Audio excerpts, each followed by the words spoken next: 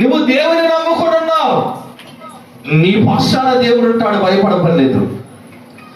నువ్వు దేవుని నమ్ముకొని ఉన్నావు, దేవుడే నీ పక్షము నుండి నీ శత్రువుల మీద యుద్ధము చేస్తాడు. దేవుడికి స్తోత్రం చెప్పండి. దావీదు కూడా ఇలాగే కదా అన్నాడు. గొలియాతు మీదకి యుద్ధానికి వెళ్ళినప్పుడు దావీదు ఏమన్నాడు చెప్పండి? యుద్ధము నేను కాదు, యెహోవాయే చేస్తాడు, యుద్ధము యెహోవాదే. గొలియాతు అంటాడు, రే బాలుడా, నీతో యుద్ధము నేను చేయనపో, నువ్వు వెళ్ళిపో, నేను చంపను నేను అన్నాడండి. సౌలు అన్నాడు, ఇదిగో నువ్వు చిన్న పిల్లగాడివి, వాడు యుద్ధ ప్రారంభం కలిగిన వాడు, అసలు నువ్వు వాడి మీద ఎలాగా పోట్లాడుతావు అన్నాడండి. దావీదు అన్న మాట ఏంటో తెలుసా? ఒక రోజున మంద కాస్తున్నప్పుడు సింహం వచ్చి ఒక గొర్రె పిల్లని తీసుకొని అది పరిగెత్తుతుంది. దాని వెంట పరిగెత్తి దాన్ని నోరు దవడ పట్టుకొని దాని నోరు చీల్చి ఆ గొర్రె పిల్లను క్షేమంగా అప్పగించి తీసుకొనొచ్చు. వెనక పట్టుకోవడం లాగే సమయంలో లాగే జరిగింది. నా దృష్టిలో ఈ సున్నత లేని ఫిలిస్తీయుడు కూడా మృగము లాంటి వాడన్నాడండి. దేవునికి స్తోత్రం చెప్పండి గట్టిగా, హల్లెలూయా చెప్పండి, హల్లెలూయా. ఆ ధైర్యం చూడండి, ఆ ధైర్యం వెంటనే సౌలుకు అర్థమైపోయింది, ఓ ఈ మనిషి మీద దేవుని అభిషేకం ఉంది, ఖచ్చితంగా ఈయన గొలియాతును ఓడిస్తాడు అనుకున్నాడు. చెప్పండి, వెళ్ళాడు దేవుని ఒక మాటను పట్టుకొని, యుద్ధము చెప్పండి, హల్లెలూయా, యుద్ధము నీ పక్షమున్న దేవుడు నీ పక్షం యుద్ధం చేస్తాడు. నువ్వు దేవుని అందు విశ్వాసం ఉంచండి. మన దేవుడు అద్భుతాలు చేయగలిగిన దేవుడు, మన దేవుడు భూమి ఆకాశమును సమస్తాన్ని కలగజేసిన దేవుడు, సృష్టికర్త అయిన దేవుడు. ఆయన నీ జీవితంలో అద్భుతాలు చేయగలిగిన వాడు, నీ జీవితంలో మార్పులను కలగ చేయగలిగిన వాడు, నీ జీవితంలో ఒక ఏదైనా సరే అవి మొయ్యబడితే ప్రభు తెరవడం ప్రారంభిస్తాడండి. నువ్వు దేని వైపు దేనిని చూసి భయపడద్దు, దేని గురించి కూడా నువ్వు బాధపడద్దు, నువ్వు దేవుని వైపే చూడండి. దేవుడు మీ పక్షమున యుద్ధము చేస్తాడు. దేవునికి స్తోత్రం చేద్దాం, హల్లెలూయా. యుద్ధము యెహోవాదే, యుద్ధము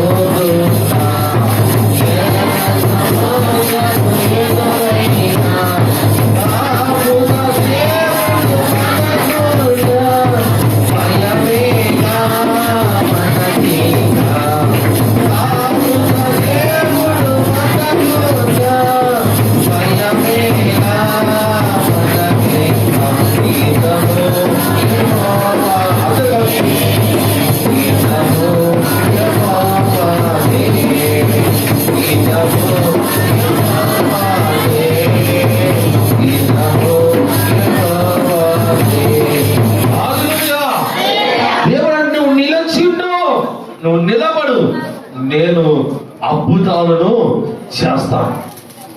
మీరు చూసిన ఈ అభివృద్ధి ప్రజలు కానీ, సైన్యం కానీ, గుర్రాలు కానీ, రథాలు కానీ, ఆ సమూహం అంతా కూడా ఇంకెన్నడూ కూడా మీకు కనిపించదు అన్నాడండి. దేవుడికి స్తోత్రం చెప్పండి. హల్లెలూయా.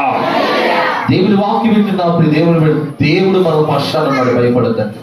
దేవుడు మన పక్షాన ఉన్నాడు. వీళ్ళు దేవునికి భయం లేక, దేవుడు మాట వినక, వీళ్ళు మొదటిగా ఎర్ర సముద్రము కాడకు వచ్చేసరికి దేవుడిని శోధించడం ప్రారంభించారు. దేవుడి మీద తిరుగుబాటు చేయడం ప్రారంభించారు.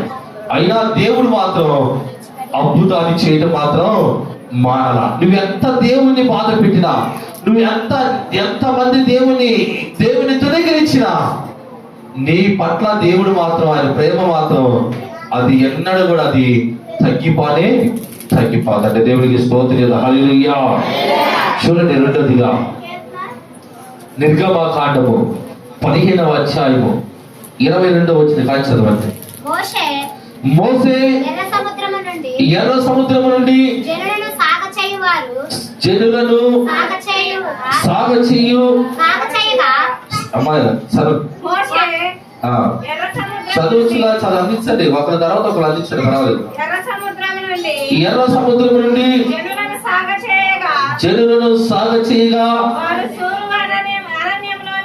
వారు సూరు అరణ్యంలోనికి వెళ్ళి దానిలో 3 దినాలు నడిచిరి. వారు అచ్చట వారికి నీళ్లు దొరకలేదు. అంతలో వారు ఏడంటే వీళ్ళకి ఆ అరణ్యంలో 3 దినాలు నడిచిన తర్వాత వాళ్ళు తాగడానికి నీళ్లు దొరకలేదట. వాళ్ళు ఎక్కడికి చేరారంట? మారాకు చేరిరి. మారా నీళ్లు చేదైనది కనుక వారు ఆ నీళ్లు తాగలేకపోయారు. అందువలన దానికి ఏ పేరు పెట్టారంటే, ఆ మారా నీళ్ళు ఎలా ఉన్నాయంట? చేదుగా ఉన్నాయి. ఆ నీళ్లు తాగలేక ప్రజలు మేమేమి తాగుదామని మోసే మీద సొరుగుకొనగా అతడు యెహోవాకు మొరపెట్టిరి. అంతలో యెహోవా అతనికి ఒక చెట్టును చూచెను. అది ఆ నీళ్ళలో వేసిన తర్వాత నీళ్లు మధురము ఆయను. అక్కడ ఆయన వారికి కట్టడలను విధులు నిర్ణయించి అక్కడ వారిని పరీక్షించి, దేవునికి స్తోత్రం చెప్పండి. హల్లెలూయా. వీళ్ళు చేస్తున్న ఆ ప్రయాణంలో ఏం జరిగిందంటే, వాళ్ళు తాగడానికి ఏం లేవటండి, నీళ్లు లేవు. అక్కడ ఆ మారా అనే ప్రాంతంలో ఆ నీళ్లు తాగుదామని చూస్తే ఆ నీళ్ళు ఏమైనట్ట? చేదైపోయినట్ట. దేవునికి స్తోత్రం. అమ్మ ముందు సర్దుపడి, కొంచెం ముందుకు సర్దుపడి, కొంచెం దేవునికి స్తోత్రం చెప్పండి. హల్లెలూయా. ఆ మారా నీళ్ళు ఏమైపోయినట్టే, ముందుగా రాదు, ఆ మారా నీళ్ళు ఏమైనట్టే చేదుగా ఉన్నాయి. అయితే ఎప్పుడైతే ఆ నీళ్లు తాగలేక వాళ్ళు ఏం చేశారంట? సొడుగు కొనుట ప్రారంభించారంట. ఆ సమయంలో ఆ చెట్టు నీళ్లు ఎలాగే ఆ మారా నీళ్ళు ఏమైనట్టు? మధురమైనట్ట. దేవునికి స్తోత్రం చెప్పండి. హల్లెలూయా. వాళ్ళు తిరుగుబాటు చూడండి. మారా నీళ్లు, ఈ నీళ్లు మేము తాగలేం, చేదుగా ఉన్నాయి. అది సొనుగు కొనుటం మారాలు. వెంటనే మోసే ప్రార్థించినప్పుడు దేవుడు మారా నీళ్ళు మధురంగా మార్చబడ్డాట. దేవునికి స్తోత్రం చెప్పండి. హల్లెలూయా. దేవునికి స్తోత్రం. హల్లెలూయా. మహోన్నతుడా నీ కృపలో నేను నివసించుతా.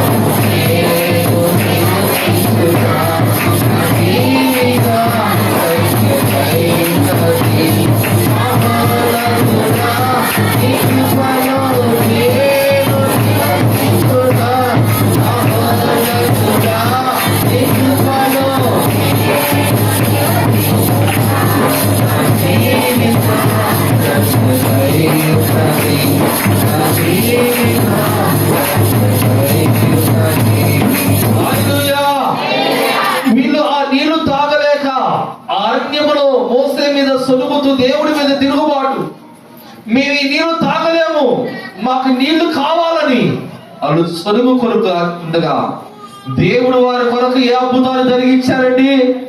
మారా నీళ్లను మధురముగా చెప్పండి, మార్చాడా లేదా? ఈ రోజున దేవుడు నీ కొరకు అద్భుతం చేయలేడా? నీ కొరకు అద్భుతాలు చేస్తాడండి దేవుడు.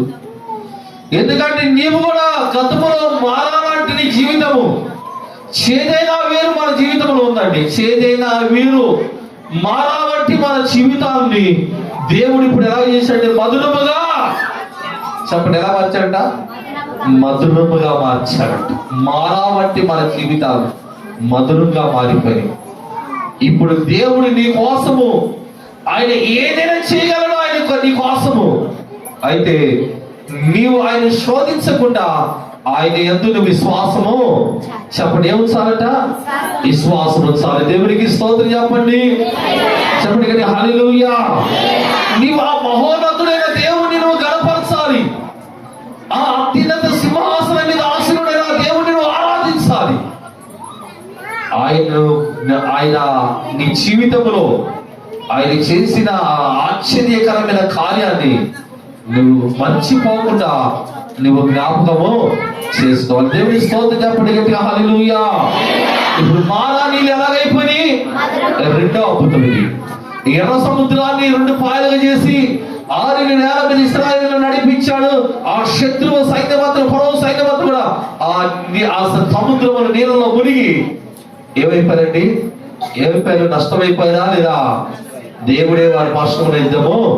దేవుడిని పార్శ్వమున భయపడద్దు. అది ఏ శ్రమలైనా, ఏ కష్టాలైనా, ఏ బాధలైనా, అది తుఫాను లాగా నీ మీదకి వచ్చినా నిన్ను కాపాడే దేవుడు కునొకడు చెప్పండి. నిన్ను కాపాడే దేవుడు కునొకడు నిద్ర. అయితే నీకే గ్రహింపు ఉండాలి? దేవుడి యందు భయం ఉండాలి. నీకు దేవుడిని ప్రేమించాలి, దేవుడిని ఆరాధించాలి. ఆయన నీ జీవితంలో చేసిన మేలు దేని కూడా చూడండి. మన ఇప్పుడు కూడా అమెరికా దేశంలో ఒక పట్టణము, గోల్డెన్ పట్టణం అంట, అదంతా కూడా తగలబడిపోతుంది. ఇప్పుడు కూడా ఆ మంటలు ఆర్పలైపోయారు. తెలుసా? ఎందుకో తెలుసా? అక్కడ ఉన్న వాళ్ళందరూ కూడా చాలా ఉన్నతమైన స్థితి.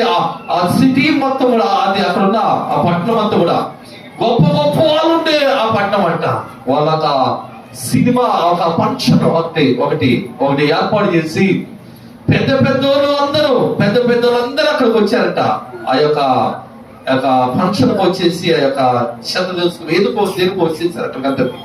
వచ్చేసినప్పుడు వాళ్ళు కొంతమంది అన్నారంట, మీకు ఏ ఇష్టం, ఏ హీరో అంటే ఇష్టం అన్నప్పుడు వాళ్ళు కొంతమంది హీరోలు ఎన్నుకోగా వాళ్ళు కొన్ని మార్కులు వేశారంట. ఇంకొకరు మీ తల్లిదండ్రులు కొరకు అడిగినప్పుడు కొన్ని మార్కులు వేశారట. వాళ్ళు చెప్పింది దేవుడు ఎంతమందికి ఇష్టం అంటే అక్కడ ఎవరు కూడా వాళ్ళు ఇష్టం లేదండి. జీరో పడిపోయింది.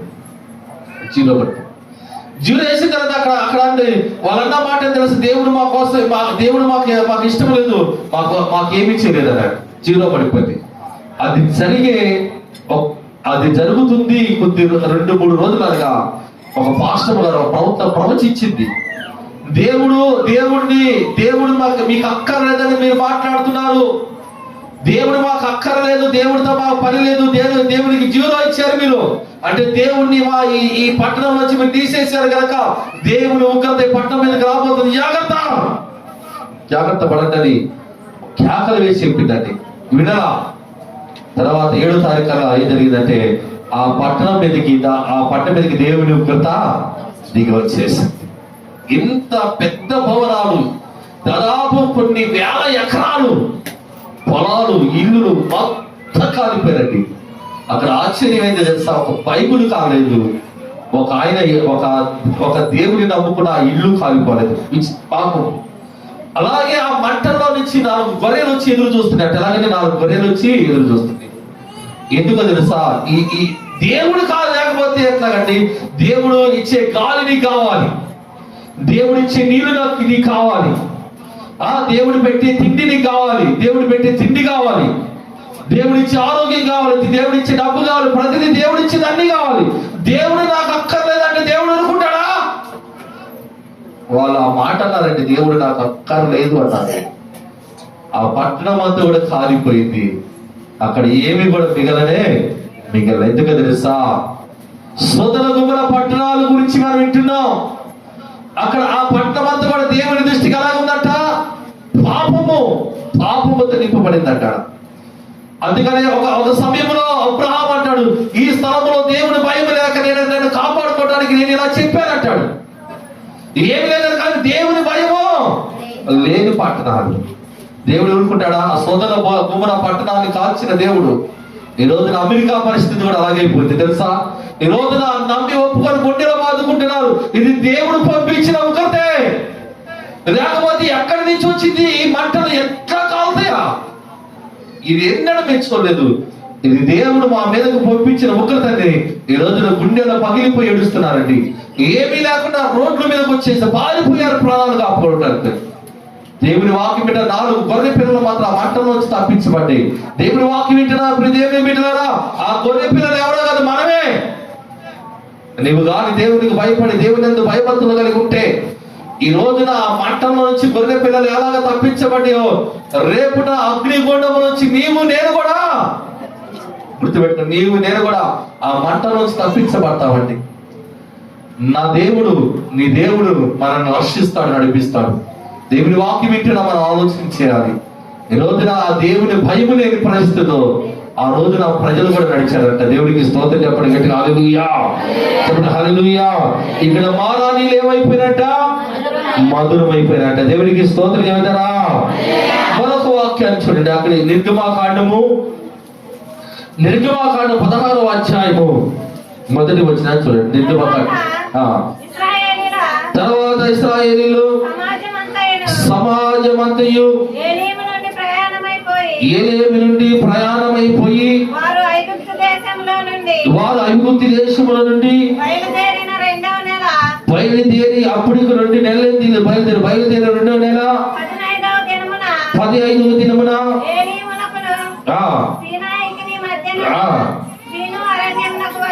సీను అరణ్యములోనికి వచ్చింది. అరణ్యములో ఇశ్రాయేలుల సమాజమంతయు మోసే ఆరోనుల మీద సనిగెను. ఇశ్రాయేలీయులు మేము మాంసం వండుకొని కుండల యొద్ద కూర్చుండి తృప్తిగా ఆహారం తినప్పుడు యెహోవా చేతి వలన ఎలాగ చావకపోతుంది ఈ సర్వ సమాజము ఆకలి చేత చంపుటకు ఈ అరణ్యములోనికి మమ్మల్ని అక్కడ నుండి తోడుకొని వచ్చిందివని వార్తనగా యెహోవా మోషేను చూసి, చాలండి దేవునికి స్తోత్రం చెప్పండి, హల్లెలూయా. వీళ్ళు ఇప్పుడు అడుగుతున్న మాట ఏంటంటే తెలుసా? మమ్మల్ని ఎందుకు ఇలా చేశారు? మేము అక్కడ ఉన్నప్పుడు మేము తిన్న మాంసం, మేము తిన్నామన్నీ కూడా మాకు కుండల కాడ వండుకున్నాన్ని జ్ఞాపకం. అంతా అబద్ధమేనండి. ఎందుకంటే వాళ్ళు అక్కడ తినడానికి కూడా తిండి లేని పరిస్థితిలో వాళ్ళు ఆ పరిస్థితుల్లో వీళ్ళు అంటారు, మాకు అక్కడ అన్నీ ఉన్నాయి, మీరు ఎందుకు మమ్మల్ని అరణ్యంలో చంపడానికి మమ్మల్ని తీసుకొచ్చారు అని వాళ్ళు మాట్లాడటం. ఇశ్రాయేలు సమాజం అంతయు మోసే ఆరోనుల మీద సొనిగిరి అని రాయబడింది. దేవునికి స్తోత్రం చెప్పండి, హల్లెలూయా చెప్పండి, హల్లెలూయా. ఇక్కడ అక్కడ ఉన్న పరిస్థితులను చూస్తుంటే మనకి కనపడుతుంది. అలాగా మీరు మమ్మల్ని ఎందుకు తోడుకొని వచ్చింది వారిని అడగగా యెహోవా మోసేని ఇలా చూసి అన్నాడు. చదవమ్మా. ఇదిగో నేను ఆకాశము నుండి ఎవరి కొరకంట? నేను ఆకాశము నుండి మీ కొరకు ఆహారమును కురిపించెదను. వారి నా ధర్మశాస్త్రమును అనుసరించి నడుతురో లేదో అని నేను వారిని పరీక్షించినట్లు ఈ ప్రజలు వెళ్ళి దేవునికి స్తోత్రం చెప్పండి, హల్లెలూయా. నేను వీళ్ళ కొరకు ఏం చేస్తానంటే ఆకాశం నుండి మన్నాను కురిపిస్తానన్నాడు దేవుడు. వీళ్ళని పరిశోధిస్తానన్నాడు. అంటే వీళ్ళకి చెప్పిన మాట ఏంటంటే, ఏ రోజున మీరు వెళ్ళి ఆ మన్నాను కూర్చుకొని రండి, మీకు సరిపోయిన వంతే తీర్చుకోండి, ఎక్కువ మాత్రం మీరు ఉంచొద్దు అని పంపించాడు. ఆ రోజున వీళ్ళు వెళ్ళిన వారంతా కూడా ఏం చేశారంటే ఆ మన్నాను తెచ్చుకొని తింటూ అక్కడ ముందు చదువుతారు. అలా మన్నాను దేవుడు కురిపించారంట. దేనికంటే వీళ్ళు సొనుగి వారి మీద గొనుగటం దేవుడి మీద తిరుగుబాటు. దేవుడు ఏం చేశాడంటే ఆకాశం నుండి మన్నాను చెప్పండి ఎవరి కొరకంట? వాళ్ళ కొరకు, ఇశ్రాయేలు కొరకు ఆకాశం నుండి దేవుడు మన్నాను కురిపించాడంట. దేవుడికి స్తోత్రం చెప్పండి గట్టిగా హల్లెలూయా. మన్నాను కురిపించినావు, మన్నాను నిలిచినావు, మన్నాను కురిపి అందరూ మన్నాను నిలిచినావు.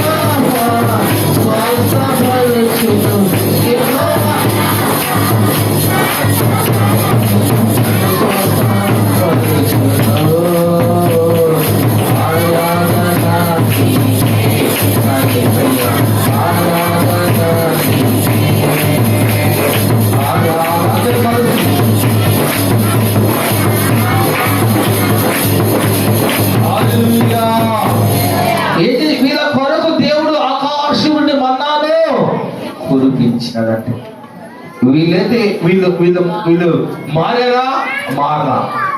ఎర్ర సముద్రం కాడ దేవుడి మీద తిరుగుబాటు, సేవకుడి మీద సొనుగుడు. అలాగే మారా ఎందుకు వచ్చినప్పుడు అలాగే జరిగింది. ఇప్పుడు మన్నా ఆఖరిగా అవుతుంది, మాకు తినడానికి లేకుండా చేసామని ఈశ్వరి గారు. దేవుడు వీరి కొరకు ఆకాశం నుండి మన్నాను కురిపించాడట. దేవుడికి స్తోత్రం చెప్పండి గట్టిగా హల్లెలూయా చెప్పండి హల్లెలూయా. చూడండి నిర్గమాకాండము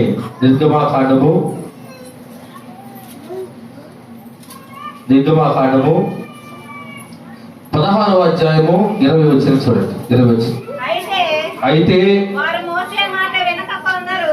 వారు మోసే మాట వినక కొందరు ఉదయం వరకు దానిలో కొంచెం మిగిల్చుకొనగా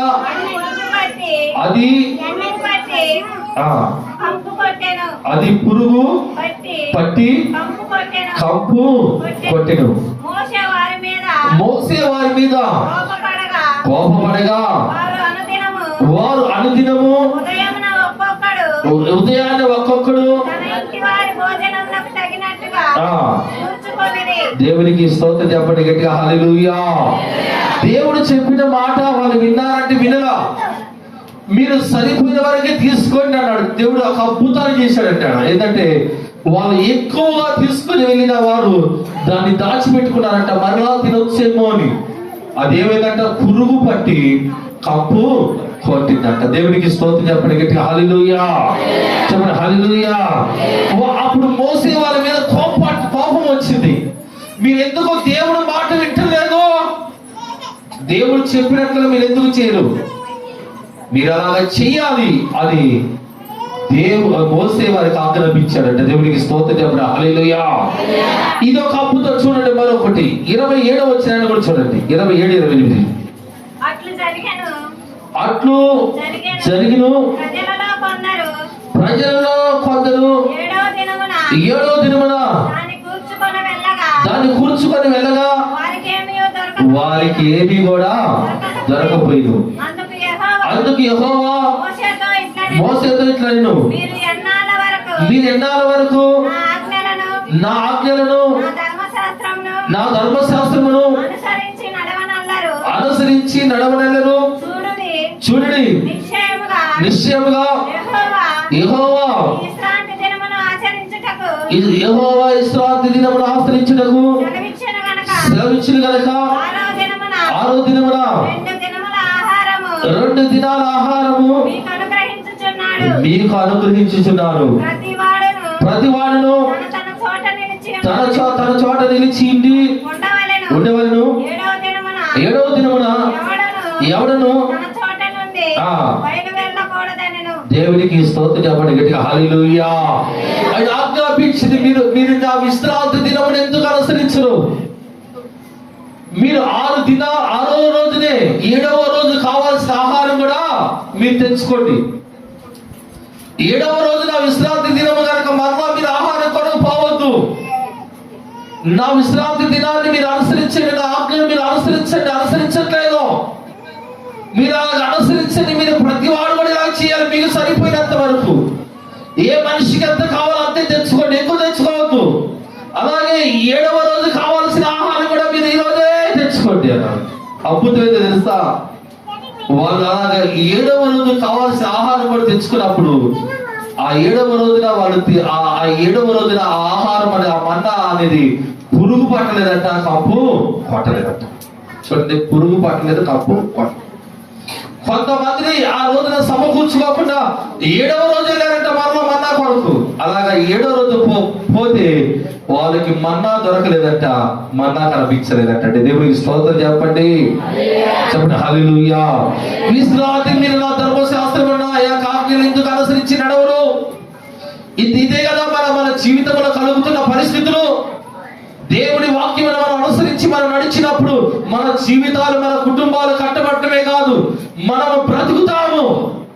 దేవుని వాక్యం మనం బ్రతుకుతాము. అలాగా వాళ్ళు నిర్లక్ష్యం చేశారు కనుక, దేవుడు మాట వినలేదు కనుక, విశ్రాంతి దినమును అనుసరించలేదు కనుక మన్నాను వాళ్ళు ఎక్కువ తెచ్చుకొని కప్పు కొట్టింది. అలాగే మన్నా కోసం మరలా వాళ్ళు వెళ్ళినప్పుడు వాళ్ళకి ఏమి కూడా దొరకలేదంట. దేవునికి స్తోత్రం చెబుతారు హల్లెలూయా చెప్పండి హల్లెలూయా. దేవుని వాక్యము అది ఆ దేవుని వాక్యం మనం బ్రతికిస్తుందిగా. దేవుడు అంటున్నాడు, నా ఆజ్ఞలను మీరు అనుసరించండి, విశ్రాంతి దినమును అనుసరించండి. నా ధర్మశాస్త్రాన్ని మీరు నిర్లక్ష్యం చేస్తున్నారు, నా మాటలు మీరు వింటలేదు. ఏంటంటే మాటలు వింటలేదంట. దేవుడికి స్తోత్రం చెబుతారా? దేవుడు మాటకు మనం లోబడినప్పుడే దేవుడు ఒక ఉన్నతమైన ఆయన కృపని మీదిచ్చి ఒక ఉన్నతమైన స్థితిలోకి నడిపిస్తాడు. దేవుడికి స్తోత్రం చెప్పండి హల్లెలూయా. నీ వాక్యమే నన్ను బాధలలో నెమ్మదినిచ్చెను. నీ వాక్యమే నన్ను బ్రతికించెను.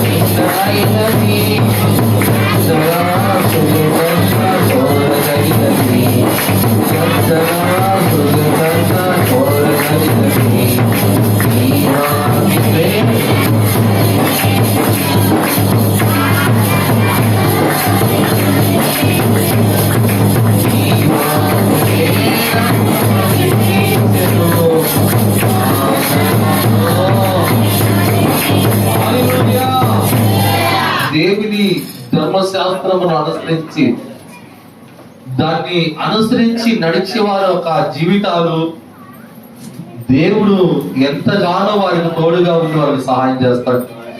నువ్వు నమ్మినప్పుడే ప్రభు చెప్పిన మాట, నీవు నమ్మితే దేవుని మహిమ చెప్పండి. నువ్వు నమ్మితే దేవుని మహిమను చూస్తావు.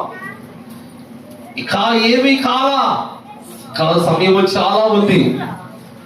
ప్రభు మనతో మాట్లాడుతున్నవాడు. ఇకనైనా మన ప్రభుని నమ్మండి, ప్రభు మీద ఆనుకోండి. దేవుడు మనకు తోడుగా ఉన్నాడు. నువ్వు దేనికి భయపడద్దు. నువ్వు దేనికి, ఏ పరిస్థితుల వైపు నువ్వు చూడొద్దు. దేనికి నువ్వు భయపడద్దు. దేని విషయంలో కూడా నువ్వు దేనికి కూడా దిగులు పడవద్దు. నువ్వు దేనికి అలక్ష్యపడవద్దు.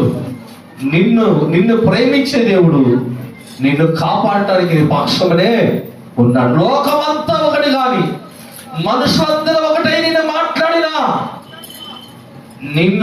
నువ్వు నమ్మిన దేవుడు మాత్రం నిన్నెన్నడూ కూడా ఆయన విడవడు, ఎడబాయుడండి. దేవునికి స్తోత్రం చెప్పండి. మనుషులు బాగున్నంత వరకు హత్తుకుంటారు. మనుషులకి మనం బాగున్నంత వరకు కలిసి ఉంటారు. తర్వాత నిన్ను ప్రేమించడం ప్రారంభిస్తారు. చివరికి నీవు గాని వాళ్ళకి ఒక ఉన్నతమైన ఏదైనా ఒక స్థితిలో కనిపించినప్పుడు ఆ మనుషులు అసూయ కలిగి నిన్ను ప్రేమించడం కాదు కదా, నిన్ను దూషించి నిన్ను నిందించి నీ మీద చెడ్డ మాటలో ప్రభు చెప్పాడు కదా. దేవుడు చెప్పిన మాట ఏదండి? మత్తయి సువార్త 5వ అధ్యాయం 11వ వచనంలో చదవండి త్వరగా. నువ్వు దేనికి భయపడొద్దని మాట చెబుతున్నాడు దేవుడు చెప్పిన మాట. నా నిమిత్తము జనులు మిమ్మల్ని నిందించి హింసించి నీ మీద అబద్ధముగా చెడ్డ మాటలు పలికినప్పుడు మీరు ధన్యులు, సంతోషించి ఆనందించండి. పరలోకమందు మీ ఫలము దేవునికి. ఎవరి వైపు చూడాలి చెప్పండి? ఎవరి వైపు? అందరినీ నిందిస్తారు, అందరినీ అవమానిస్తారు, అందరూ చెడ్డ మాటలు మాట్లాడతారు. అయితే నువ్వేం చేయాలండి? సంతోషం చెప్పండి. హల్లెలూయా. ఈ మాట నేను చెబుతున్నప్పుడు ఈ మాట నాతో కూడా మాట్లాడుతుంది. నేను ప్రభులోకి వచ్చినప్పుడు చుట్టూ మార్మల్స్ లేని వాళ్ళు ఉన్నారు. అక్కడ నేను ఒక్కనే ఉన్నా. ఇటు వస్తే నా కుటుంబం ద్వారా కొంతమందిని నన్ను దూషించారు, అటు వస్తే లోకం, అక్కడున్న మనుషులు, మీరు అందరూ ఇలా చేస్తారు, మీరు ఎందుకు చేయరని అని మాట్లాడే వాళ్ళు ఉన్నారు. అక్కడ పెద్దల ద్వారా, అక్కడ ఉన్న పరిస్థితుల ద్వారా అనేక విధాలుగా ఇబ్బందికరమైన పరిస్థితులు ఎదుర్కొన్నారు. అయితే దేవుని యందు విశ్వాసం వచ్చా కనుక దేవుడి రోజున మమ్మల్ని దేవుని సేవకుడుగా నిలబెట్టాడు. దేవునికి స్తోత్రం. హల్లెలూయా. ఒకరితో కాదండి, దేవునితో మనం సంబంధం కలిగింది. ఎవరితో సంబంధం కలిగి ఉండాలి? నువ్వు చెడ్డ మాటలు మాట్లాడిన వారే ఒక రోజు వచ్చిన తర్వాత దేవుడు వాళ్ళ మనోనేత్రాలు తెరుస్తాడు. నీవే మంచుడవయ్యా, నీవే నేను పొరపాటు చేశానని వాళ్ళని ఎంతకొచ్చి పశ్చాత్తాపమో పడే రోజు దేవుడు తీసుకొస్తాడు. దేవుడికి స్తోత్రం చెప్పండి. దేవుడు మన పక్షాన ఉన్నాడు అని మాట వచ్చింది. చూడండి, మరొక వాక్యం చెప్పేస్తా త్వరగా. చూడండి మరొక వాక్యం 17వ అధ్యాయం, నిర్గమాకాండ 17వ అధ్యాయము 13వ వచనం, 17:3 చదవండి త్వరగా. చదువు. అక్కడ ప్రజలు నీళ్లు లేక ఏంటంటే వాళ్ళకు దాహం వేసింది, అక్కడ నీళ్లు లేవు. ఎవరి మీద సరుగుతున్నారు వీళ్ళు? మోసే మీద సరుగుతూ, నువ్వెందుకు మమ్మల్ని, మా పిల్లలను, మా పశువులను దప్పిక చేత చంపుటకు అవిగుద్దుల నుండి ఇక్కడికి తీసుకొని, అంటే మమ్మల్ని చంపాలనుకున్నావు, మా పిల్లలను చంపాలనుకున్నావు, మా పశువులను కూడా చంపడానికే కదా నువ్వు మమ్మల్ని ఇక్కడికి తీసుకొని వచ్చావు అని మోసే మీద ఇల్లు సొనగడం ప్రారంభించారండి. దేవునికి స్తోత్రం చెప్పండి. చదవమ్మా. అప్పుడు మోసే యెహోవాకు మొరపెట్టుగా, ఈ ప్రజలను నేనేం చేయాలి? కొంతసేపటికి నన్ను రాళ్లతో కొట్టి చంపుదురేమో అని యెహోవా నీవు ఇశ్రాయేలు ప్రజల్లో కొందరిని పెద్దలలో ఏదనుకున్నా నీకు కూడా అంతేమ్మా. అది అంటారా అందుకు యెహోవా నీవు ఇశ్రాయేలీల పెద్దలలో కొందరిని తీసుకొని ప్రజలకి ముందుగా పొమ్ము. నీవు నదిని కొట్టినా నీ కర్రను చేత పట్టుకొని పొమ్ము.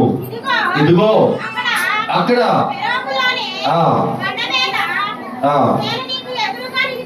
నేను నీకు ఎదురుగా బండ మీద నిలిచిదను.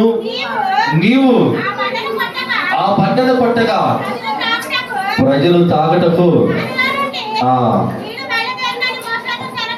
దేవునికి స్తోత్రం చెప్పండి. హల్లెలూయా. ఇప్పుడు మోసే అంటున్నాడు, ఎందుకయ్యా వాళ్ళు నన్ను రాళ్లతో కొట్టి చంపుతారు, కొద్దిగా ఆలస్యమైతే అని మాట్లాడుతున్నప్పుడు మోసేతో దేవుడు చెబుతున్న మాట, నువ్వు వెళ్ళి నేను నీ ఆ సముద్రాన్ని చించిన కర్రను తీసుకుని నేను ఆ బండ మీద నిలబడతాను, ఆ బండను కొట్టు అన్నాడండి. మోసేలాగా చేయగా ఆ బండలో నుంచి నీళ్లు వచ్చింది. దానికి ప్రాముఖ్యముగా కొంతమందిని పెద్దలను తీసుకొని వారిని ఆ ప్రజల ముందు పొమ్మని చెప్పాడు. దేవుడికి స్తోత్రం చెప్పండి. దేవుడు ఏం చేశాడండి? బండను చీల్చి నీళ్లను రప్పించాడు. దేవుని వాక్యం వింటున్నప్పుడు దేవుని బిడ్డలారా, దేవునికి అసాధ్యమైనది ఏది కూడా. ఎన్ని లక్షల మంది నీళ్లు తాగారు మీరు ఆలోచించండి. బండను కొట్టినప్పుడు ఆ బండ చీల్చబడి నీళ్లు వచ్చిందంట. దేవునికి స్తోత్రం చెప్పండి. హల్లెలూయా. నిర్గమాకాండం 31:2 మొదలు వచ్చిన నిర్గమాకాండము మోసే కొండ దిగకుండా తడువు చేయగా ప్రజలు చూసినప్పుడు ఆ ప్రజలు హారుని కూడి వచ్చి లెమ్ము నా ముందర నడుచుటకు ఒక దేవతను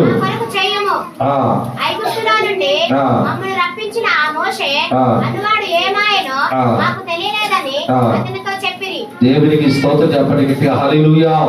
మోసే ఆ పర్వతం ఎక్కాడు దేవునితో మాట్లాడటానికి. వీళ్ళు పర్వతం కింద అంటున్నాడు, ఇంకా మోసే రాలేదే, ఇక రాడు ఆయన.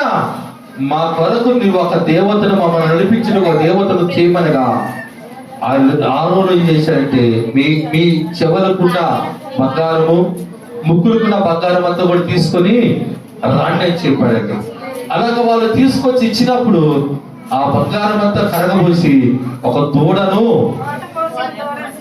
ఒక పోత పోసిన దూడను చేసి అప్పుడు వారు, ఓ ఇశ్రాయేలులారా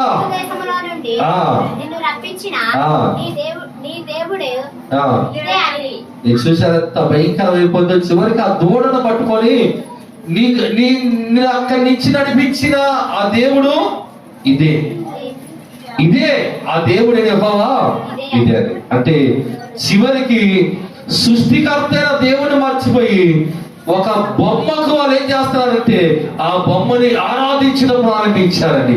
మమ్మల్ని నడిపించిన దేవుడు ఇదే, మా దేవుడు ఇదే అని చెప్పి వాళ్ళు ఆరాధిస్తుండగా దేవుడు మోసే ఆ 10 ఆజ్ఞలు తీసుకొని వచ్చారు. త్వరగా అన్నాడు దేవుడు. అక్కడికి వేసినప్పుడు ఆ సమయంలో దేవుని ఉగ్రత వాళ్ళ మీదకి వచ్చేసింది. దేవునికి స్తోత్రం చెప్పండి. సృష్టికర్తను మర్చిపోయారు. వీళ్ళు ఏం చేస్తున్నారు? వాళ్ళు చేసుకున్న గోడను ఆరాధించడం వచ్చారు. దేవునికి స్తోత్రం చెప్పండి. హల్లెలూయా. నా దేశమును నా భారతదేశమును రక్షింపవా నా యేసయ్యా. నా దేశమును నా భారతదేశమును రక్షింపవా నా యేసయ్యా. విగ్రహారాధనతో నిండి ఉన్నది, పాపము వ్యభిచారముతో మునిగి ఉన్నది. విగ్రహారాధనతో నిండి ఉన్నది,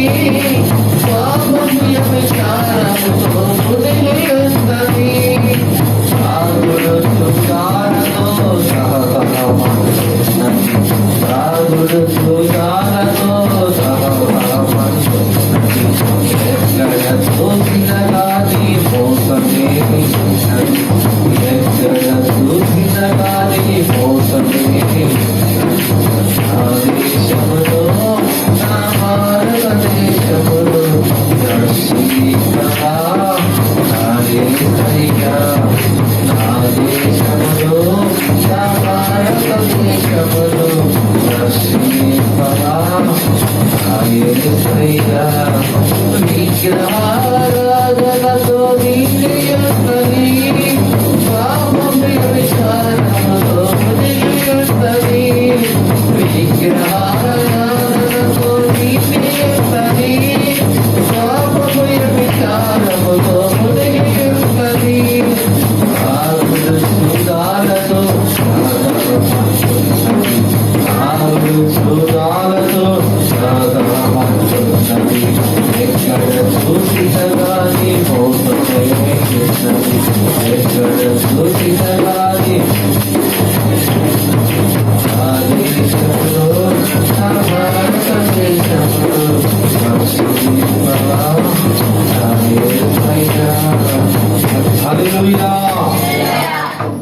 సమయంలోనే వాళ్ళు విగ్రహాన్ని చేసి వాళ్ళు తాగుతూ చిందులు వేస్తూ డాన్సులు వేస్తూ వ్యభిచారమైన పాపములు కూడా చేయటం ప్రారంభించారు.